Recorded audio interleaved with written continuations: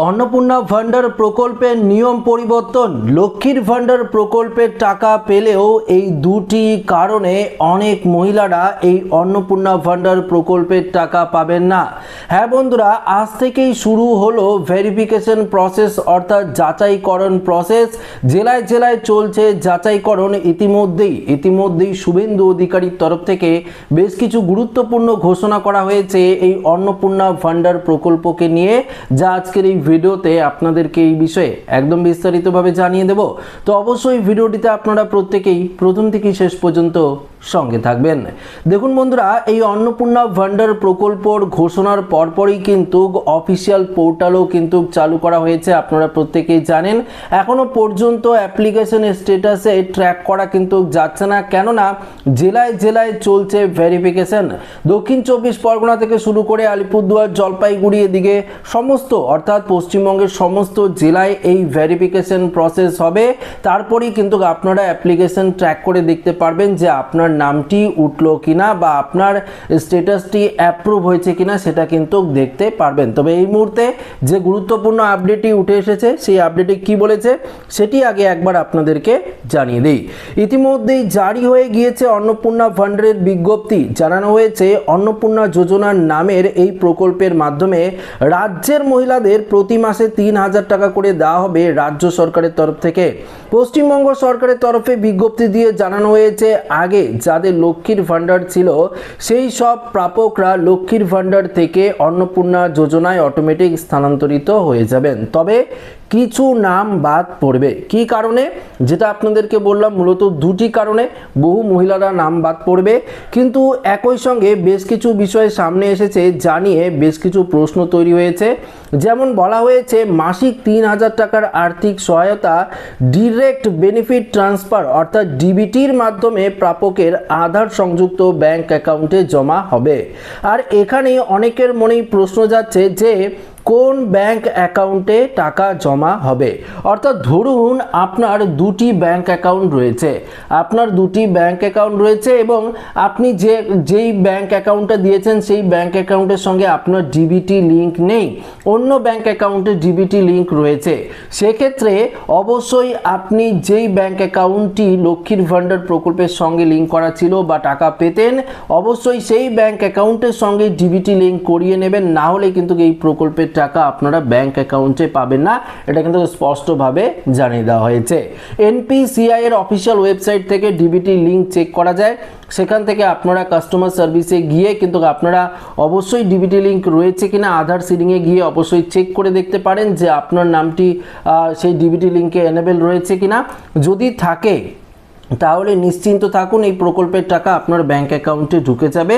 তবে অবশ্যই যাদের দুটি ব্যাংক অ্যাকাউন্ট রয়েছে, অবশ্যই যে কোনো একটি ব্যাংক অ্যাকাউন্ট যেটা আপনার লক্ষ্মীর ভান্ডার প্রকল্পের টাকা পেতেন সেই ব্যাংক অ্যাকাউন্টের সঙ্গে ডিবিটি লিঙ্কটি আপনারা করিয়ে নেবেন, না হলে সমস্যায় পড়বেন। তো বুঝতেই পারলেন। এবার সবথেকে গুরুত্বপূর্ণ প্রশ্ন আপনাদের ছিল, সেই প্রশ্নের উত্তরও দিব। তার আগে দেখুন এখানে কি বলেছে, ডিরেক্ট বেনিফিট ট্রান্সফার বা ডিবিটির মাধ্যমে যখনই টাকা জমা হয় তখনই প্রাপকের যে অ্যাকাউন্টে আধার নাম্বারের সঙ্গে লিঙ্ক রয়েছে সেই অ্যাকাউন্টে ওই টাকা পৌঁছে যায়। সেভিংস ব্যাংক অ্যাকাউন্ট বা পোস্ট অফিস অ্যাকাউন্ট এক্ষেত্রে ব্যবহার করা হয়ে থাকে।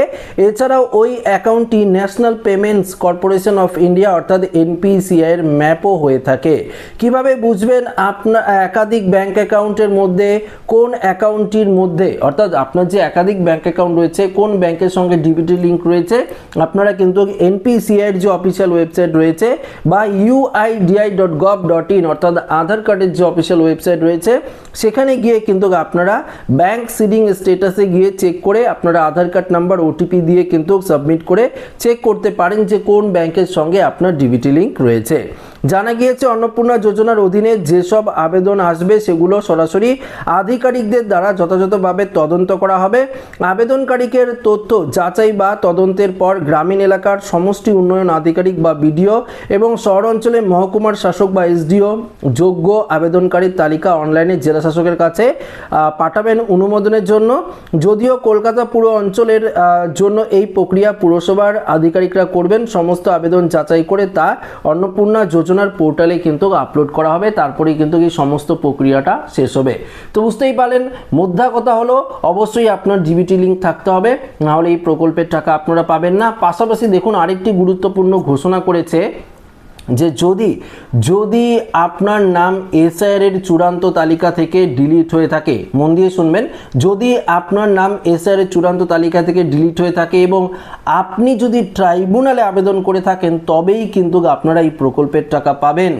আর যদি আপনার সিএ এর কোনো রকম ডকুমেন্টস থাকে, কাগজ থাকে, বা সিএতে যদি আপনারা আবেদন করে থাকেন, আপনার ভোটার লিস্ট থেকে নাম ডিলিট হয়েছে কিন্তু আপনারা সিএতে আবেদন করেছেন, সেক্ষেত্রেও আপনারা টাকা কিন্তু পেতেই থাকবেন এই অন্নপূর্ণা যোজনার ভান্ডারের।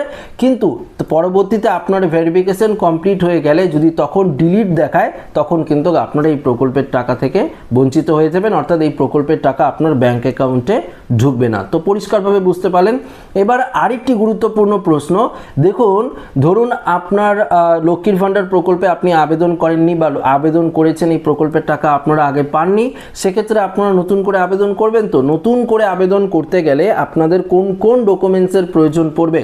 যেমন 1 জুন থেকে নতুন করে আবেদন পর্ব শুরু হবে অনলাইনে। ডকুমেন্টস প্রয়োজন পড়বে আধার কার্ড, অবশ্যই আপনার আধার কার্ড লাগবে। ভোটার আইডি কার্ড, যেহেতু এসআইআরকে ম্যান্ডেটরি করা হচ্ছে, এসআইআর প্রক্রিয়াটা দেখা হচ্ছে, তাই ভোটার আইডি কার্ড লাগবে। 2026-এর অবশ্যই ভোটার লিস্টে আপনার নাম কিন্তু থাকতে হবে। রেশন কার্ড অবশ্যই লাগবে, কিন্তু রেশন কার্ড আধার কার্ডের সঙ্গে লিঙ্ক করা কিন্তু থাকতে হবে। ব্যাংকের পাসবুক অবশ্যই আপনাদের জেরক্স দিতে হবে। আবেদনকারীর পাসপোর্ট সাইজের ছবি, আপনি যে আবেদন করবেন পাসপোর্ট সাইজের ছবি এবং একটি মোবাইল নাম্বার কিন্তু অবশ্যই আপনাদের দিতে হবে, না হলে কিন্তু এই প্রকল্পের যে সুবিধা সেটা কিন্তু আপনারা পাবেন না। নতুনদের ক্ষেত্রে বলছি, তবে পুরনোদের কোনো রকম কিছু করার প্রয়োজন নেই। ইতিমধ্যেই আজ থেকেই যাচাইকরণ পর্ব শুরু হয়েছে। আপাতত দক্ষিণ 24 পরগনার যে যাচাইকরণ পর্ব সেটা চলছে।